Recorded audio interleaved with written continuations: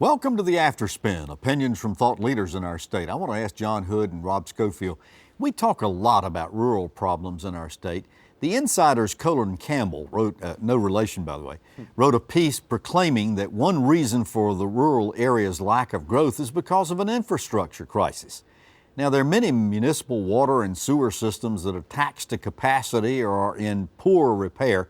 We've known we had this infrastructure problem in our state for many years. Why hasn't the legislature been willing to provide help to expand or repair these systems, John? Well, there is an argument against it, which is that if you have the potential for state funding for municipal wastewater or water systems or even other systems, then the localities will not do what it takes to take care of it because they assume the state will at some point bail them out. So it's a disincentive to manage their property effectively. Now, the argument for doing it, though, is that unlike other kinds of things like streets where if you're in North Wilkesboro, you're using the North Wilkesboro street, and if not, you're not. When it comes to water systems, you're in a broader watershed. Right. If you've got a problem upriver or downriver, it can affect other people.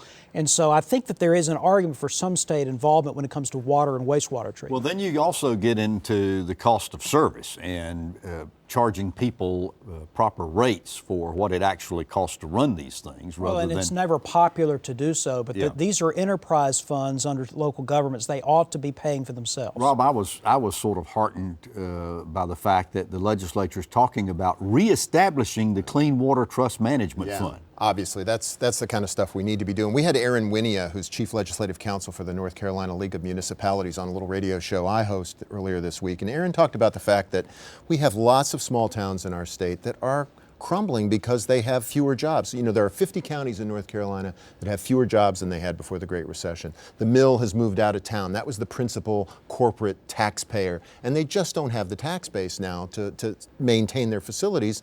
And it's sort of a vicious cycle. If they don't maintain it, more people move away.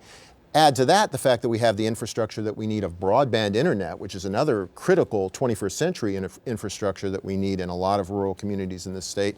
And it points out the fact that, yeah, John may be right. There may be some cities that have neglected to invest because they think they'll get bailed out. But for the most part, it's something the state government's going to have to step up on. In many cases, and John, you remember this from the water forum that we did many, many years ago, you got these small towns where there was a textile or furniture or some sort of manufacturing plant.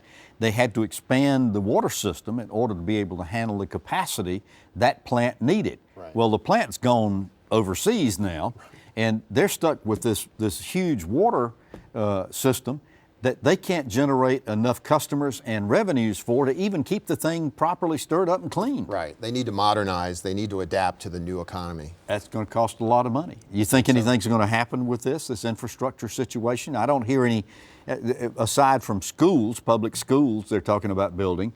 I don't hear anything much being talked about a lot of infrastructure. Well, remember, there has been some actions recently along these lines, and I think there'll be more in the coming years. It's not the top issue this year, but I think it'll become important in subsequent years. But these kind of infrastructure investments are really what knit together and keep our middle class society going. We have systematically disinvested in so many of these important core structures and services.